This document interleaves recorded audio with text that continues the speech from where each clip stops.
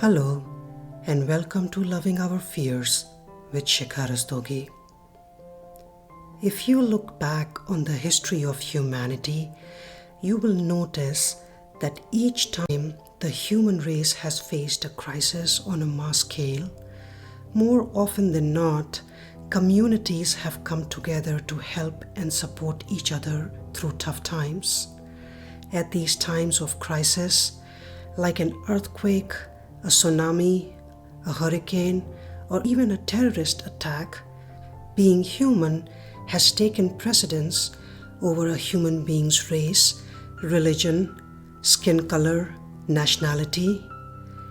In these times of mass crisis, I have always been in awe of how complete strangers open their hearts to not only help those who are hurting, but also allow themselves to receive help if they are the ones who are hurting. So I don't think I'm going out on a limb when I say that historically it's been easier to look for helpers, especially during crisis, who make this world a better place. And no matter how difficult such crises were in the past, there was always hope that you will get through it by leaning on your family, friends, and communities. And a lot of our hope, strength, and courage would come directly from our connectedness with others and what they could do for us. Now, fast forward to 2020 and the current COVID crisis, which by definition is a perfect example of what a collective crisis could look like. This is that once-in-a-lifetime crisis which people would only hear stories about and think that something like this would never happen in their own lifetime, until it does happen in their own lifetimes. The amount of destruction and suffering that this pandemic has brought along its path cannot even be assessed yet, because almost 1.5 years later, we are still in the middle of it. And even though from the outside, this COVID crisis may look similar to the mass crisis that we have experienced in our lifetimes before, but a very peculiar thing to note about this COVID crisis is that although it's collective and has impacted ways, yet if you look closely,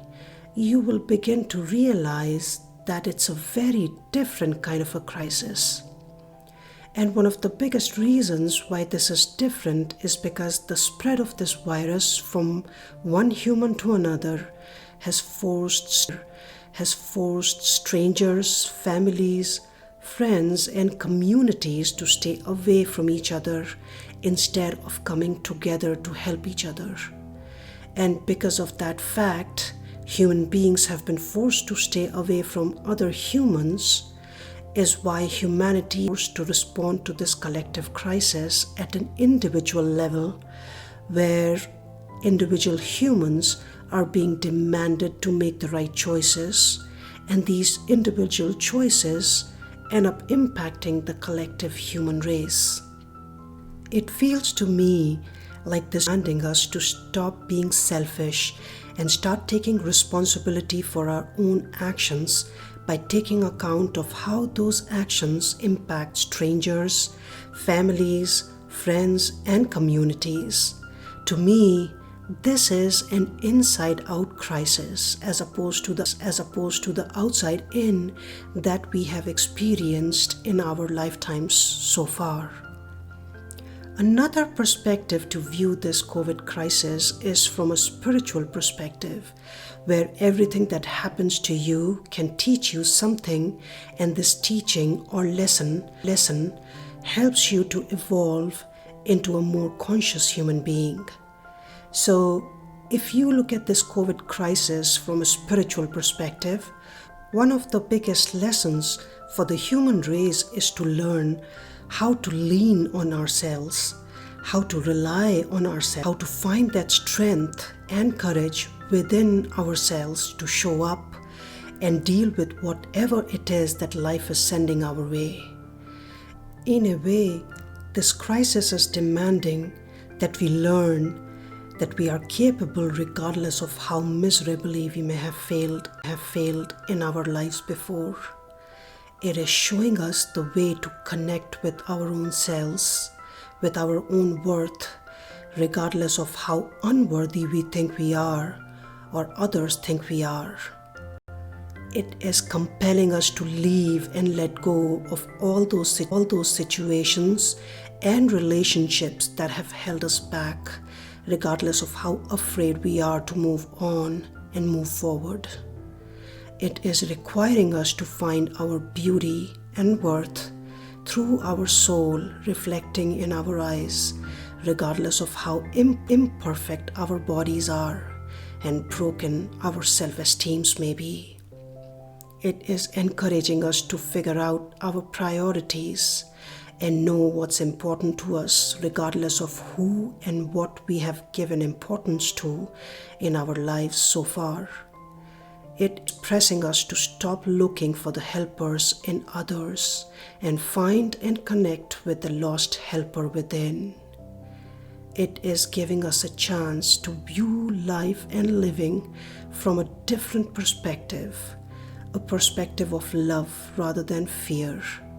a person being supported by this universe instead of being victimized by it, a perspective of creating your version of life rather than copying someone else's, a perspective of creating holistic well-being rather than just financial and material wealth, a perspective of allowing things to unfold for you rather than making things happen, a perspective of thriving rather than just surviving, a perspective of surrendering to life rather than fighting with it. Because if you shift your perspective, the possibilities are endless. So the question is, do you have the courage to shift your perspective yet? And if you answered that you are not ready today, I would like to ask, if not today, then when do you think you will be ready?